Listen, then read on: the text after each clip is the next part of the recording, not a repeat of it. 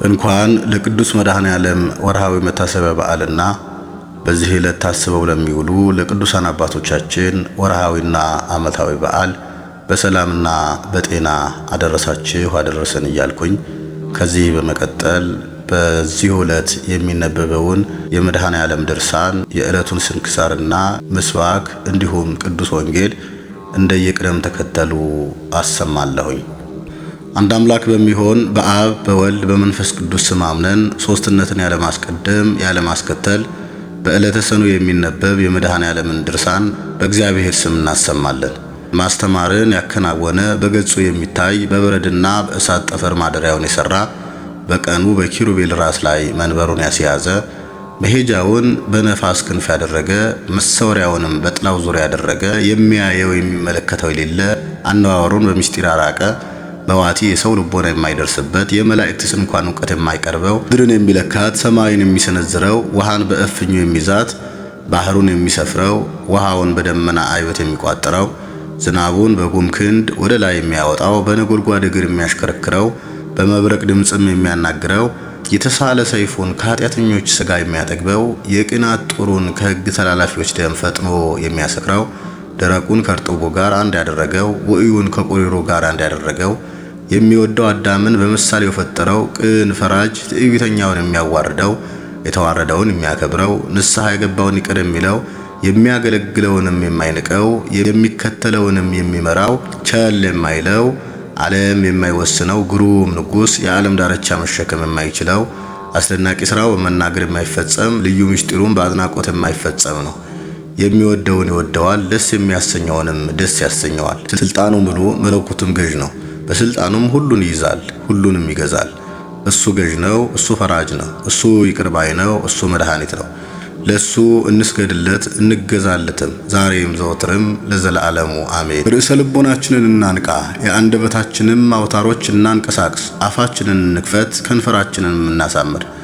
የመድኃኒታችን መከራውን እንዲህ እያልን እንናገር ዘንድ የማይታመም ኃያል የማይደክም ጽኑ የማይሞት ሕያው መከፈል የሌለበት ቅድመ ዓለም የነበረ የማይዳስስ ፀሐይ የማይጨበጥ ነፋስ እሱ መድኃኔ ዓለም ነው።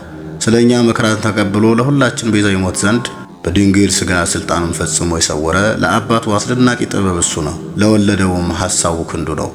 የፈጠረውን የሚሰማ ለላከውም የሚታዘዝ ለዘላለም ጸንቶ የሚኖር ክንድ እሱ ነው። ለወገኖችህ ኃይልህን አሳያቸው ሕዝብህንም በክንድህ አዳንካቸው ተብሎ በዳዊት እንደተነገረ፣ ሁለተኛም በክንድህ ጠላቶችን ነቃቀልካቸው፣ ክንድህ ከኃይልህ ጋር ነው፣ እጅህ ጸናች ከፍ ከፍም አለች ተባለ። ዳግመኛም የእግዚአብሔር ሥራው ድንቅ ነው፣ የቀኙ ማዳንና ክንዱም ልዩ ነው ተባለ። ዳግመኛም አብ ስለ በኩር ልጁ እጄ ትረዳዋለች ክንዴም ታጽናዋለችና እሱ አባቴ ይለኛል እኔም የበኩር ልጅ አደርገዋለሁ። ስለ ሰቀሉትም ሰዎች ጠላቶቹን በፊቱ አጠፋቸዋለሁ እጅህ ጠላቶቹንም አጎሳቁላቸዋለሁ አለ። ዳዊትም ጠላቶቹን ነቃቀላቸው አለ። ስለ ጻድቃንም እነሱን አጸናህ፣ ምድርንም የወረሷት በጦራቸው አይደለም፣ እንዳቸውም አላዳናቸውም። ክንድህና ቀኝህ የፊትህም ብርሃን ነው እንጂ አለ። ሙሴ ስለሱ ቀኝህ በኃይል ተመሰገነ፣ የቀኝ ክንድህም ጠላቶቹን ነቃቀላቸው ያለው የአብ ቀኙ ይህ መድኃኒታችን ኢየሱስ ክርስቶስ ነው። ዳግመኛም የክንድህ ኃይል ከዓለት ጸናች ያለው የአብ የቀኝ ክንዱ ይህ መድኃኒታችን ነው። ልዑለ ቃል ኢሳይያስ ስለሱ ማወቅን አላወቁምና ይፈሩ ይጎሳቆሉ አለ። ማርያምም በክንዱ ኃይልን አደረገ አለች። በነቢይ እግዚአብሔር የምስጋናውን ቃል ያሰማል፣ የመዓቱ ክንድንም ያሳያል፣ የሚባላ እሳትም ያነዳል እንደተባለ ይህ መድኃኒታችን ነው። ኢሳይያስ ስለሱ በኢየሩሳሌም በምድረ በዳ ደስታ ይመነጫል፣ እግዚአብሔር ይቅር ብሏታል አድኗታልምና ክንዱም በአሕዛብ ፊት ጽኑ ነው አለ። ዳግመኛም አቤቱ ምስክርነታችንን ማን ያምናል? እግዚአብሔር ክንዱ ስለማን ተገለጠ አለ። ስለዚህም የአብ የማዳን ቀን መጣች፣ የሚቀበላትም የሌለ ሆኖ አየሁ፣ እነሆ በቀኜ አድናለሁ አልኩ። ስለሱ ከጽዮን መድኃኒት ይመጣል፣ ከያዕቆብም ኃጢአትን ያስወግዳል የተባለ ይህ መድኃኒታችን ነው። አሸናፊ የእስራኤል ንጉሥ እሱ ራሱ እኔ ቀዳማዊ ነኝ፣ እኔ ዳህራዊ ነኝ፣ ከእኔ በቀር የሚያድን አምላክ የለም፣ እንደ እኔ የሚያድን ማን ነው ያለ እሱ ነው። ዳዊት ይህን የአምላካችን ማዳኑን አሕዛብ ሁላችሁ እዩ ያለው ይህ መድኃኒታችን ነው። ዳግመኛም እግዚአብሔር ማዳኑን አሳየ፣ በአሕዛብም ፊት ቃል ኪዳኑን ገለጠ አለ። ከኤዶም የወጣ የሥጋ ልብስን የለበሰ የሚያስፈራ ስለ ጽድቅ የሚከራከር ለማዳን የሚፈርድ ኃያል ሰው ይህ መድኃኒታችን ነው። የቀደሙ አባቶች ተስፋ የሚያደርጉት አምላካችን ይረዳናል፣ ያድነናል፣ አምላካችንም የማዳን አምላክ ነው እያሉ የሚጠባበቁት ይህ መድኃኒታችን ነው። እርሱም ስለ እኔ በመጻሕፍት አለቃ የተጻፈልኝ እነሆ መጣሁ አለ። የዚያን ጊዜ ዕንባቆም አይቶ አቤቱ ድምፅህን ሰማሁ፣ ፈራሁም፣ ሥራህን አየሁ አደነቅኩም፣ ሕዝብህን ለማዳን መጥተሃልና አለ። የቀባኸውንም ታድን ዘንድ ያለው ይህ መድኃኒታችን ነው። ያዳነን በኃይል አይደለም፣ በጦርነትም አይደለም፣ በደሙ ዋጀን፣ በመከራው ገንዘብ አደረገን እንጂ። ከአባቱ እቅፍ የወረደ በማርያም ሰው የሆነ ይህ መድኃኒታችን ነው። ያለ ዘር ያለ ሩካቤ የተወለደ በስምንተኛው ቀን የተገረዘ ይህ መድኃኒታችን ነው። ሰው የሆነ ቃል እንደ ሕፃናት ያደገ ዓለሙን ለማዳን በምድር የተመላለሰ ይህ መድኃኒታችን ነው። በየጥቂቱ ያደገ በዮርዳኖስ የተጠመቀ ይህ መድኃኒታችን ነው። በገዳመ ቆሮንቶስ የጾመ የቃናን ውሃ ያጣፈጠ ይህ መድኃኒታችን ነው። ባህርንና ነፋሳትን የገሰጻቸው በውስጣቸውም ታላላቅ ተአምራትን ያደረገ ይህ መድኃኒታችን ነው። ቁጥር የሌላቸው ተአምራትን ስፍር የሌለው ድንቅ ሥራውን ስንቱን እናገራለሁ። ነገር ግን መከራ እንደተቀበለና እንደሞተ እናገራለሁ እንጂ። መከራውም እንዲህ ነው፣ አይሁድ ቀንተውበታልና ሰነፎች ሰዎች ቅናት ያዛቸው። አሁንም ጠላቶችን እሳት ትበላቸዋለች እንደተባለ፣ ዳግመኛም ይህ ነቢይ የወልድን መከራዎቹን መናገር አስቀደመ፣ ሕይወቴ በመከራ አልቋልና ብሎ። ዳግመኛም ሰውነቴ መከራን ጠገበች፣ ሕይወቴም ለሞት ደረሰች። ፈጽሜም ታመምኩ፣ መከራዬን የሚወዱም ከንቱ ነገርን ተናገሩ።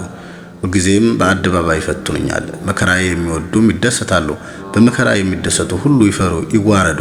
ይህ የሆነው ሁሉ መድኃኔዓለም ያደረገው በአህያ ውርንጫ ተቀምጦ በሆሳዕና ቤተ መቅደስን እንደዞረ፣ ሕፃናትና ሽማግሌዎች በሰሌን ዝንጣፊ እንደተቀበሉት፣ ሴቲቱ በእንባዋ እንዳጠበችው፣ ሽቶንም እንደቀባችው በወንጌል ያለው ሁሉ ከዚህ በኋላ በስምዖን ቤት ሳለ ራትን እንዳቀረቡለት፣ ሥጋውን ደሙን እንደሰጣቸው፣ በደቀ መዛሙርቱም ስም ጸሎትንም እንዳዘወተረ ሁሉም በወንጌል ተጽፎ አለ።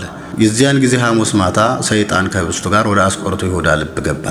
መድኃኒታችንን ያስይዘው ዘንድ በዚያን ጊዜ በሌሊት ወጥቶ ወደ ሊቀ ካህናትና ወደ መምህራኑ ሄዶ የምትፈልጉትን አስይዛችሁ ዘንድ ምን ትሰጡኛላችሁ አላቸው። በዚያን ሰዓት በልቡ ኃጢአትን በላዩ አከማቸ።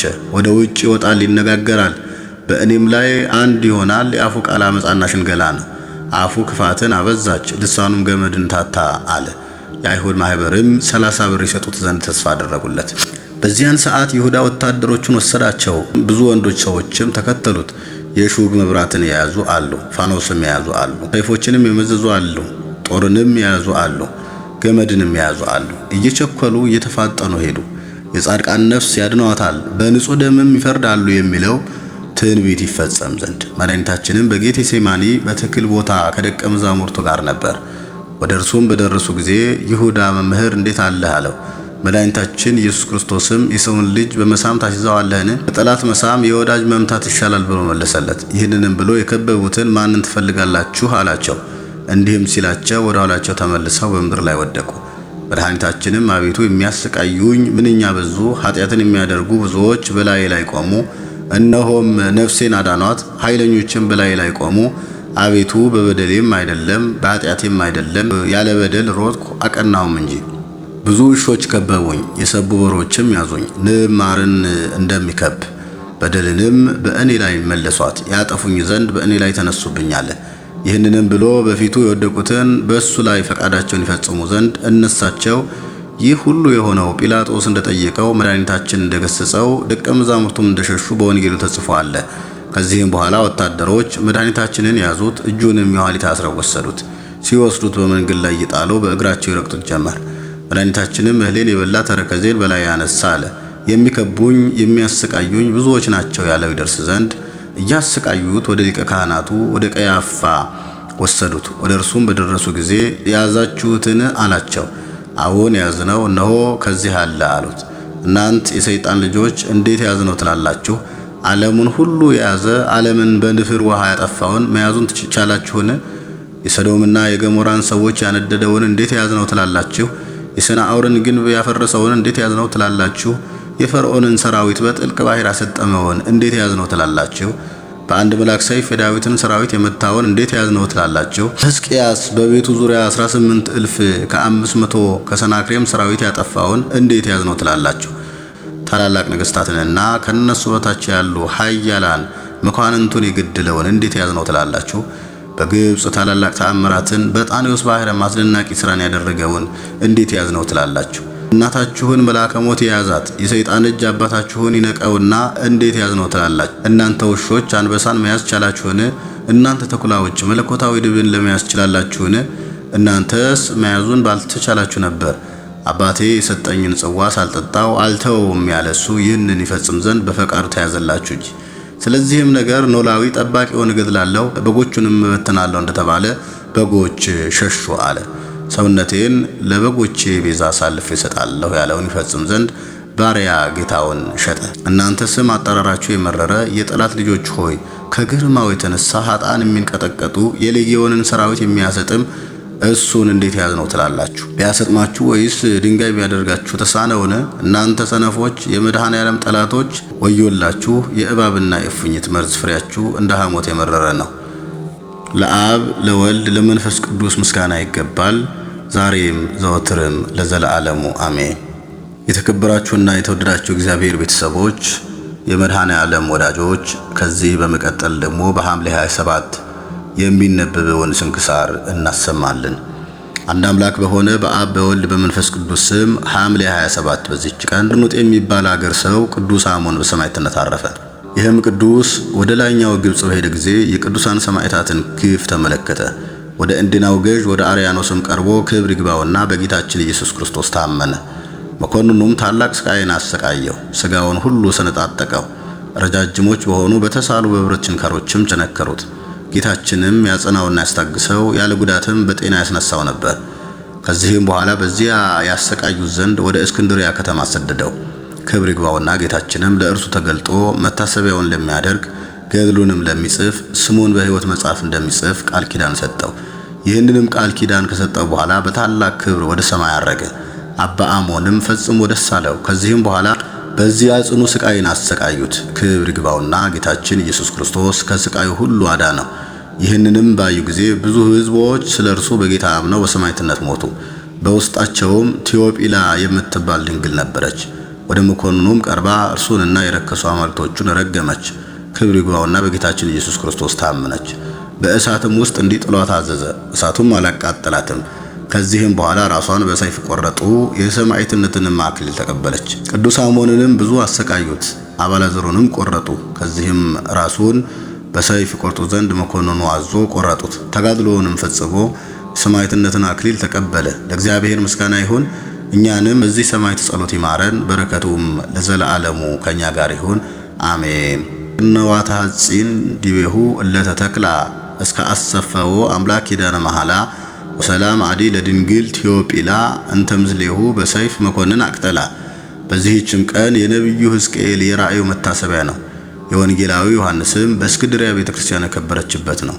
የአዳም ልጅ ሴትም ያረፈበት ነው። ሴትም 205 ዓመት ኖረ፣ ሄኖስንም ወለደው። ሄኖስንም ከወለደ በኋላ 707 ዓመት ኖረ፣ ወንዶችንም ሴቶቹንም ልጆች ወለደ። መላው ዕድሜውም 912 ዓመት ሆነ። በሰላምም አረፈ።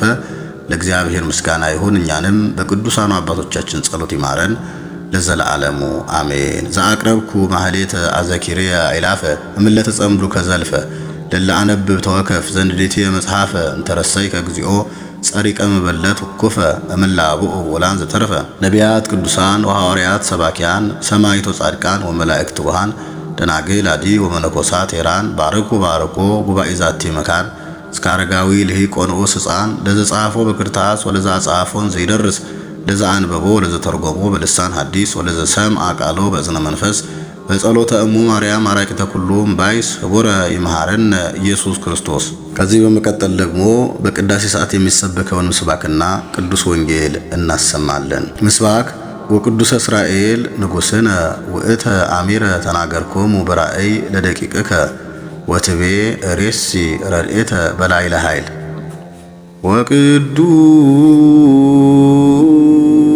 ወቅዱሰ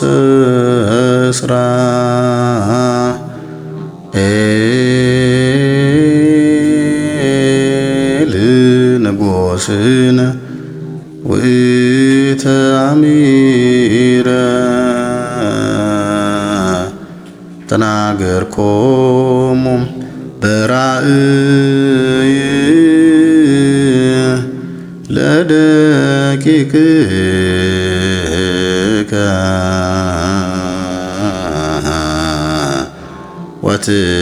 ወትቤርሲ ረድኤተ በላዕለ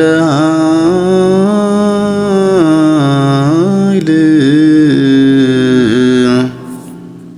ባርክ ነገረ ዘእምወንጌለ ዮሐንስ ረድእከ ወሐዋርያከ ለክብረ መንግሥትከ ለከ ይደሉ ስባሕ ምድር እስከ አርያም ለዓለመ ዓለም አሜን።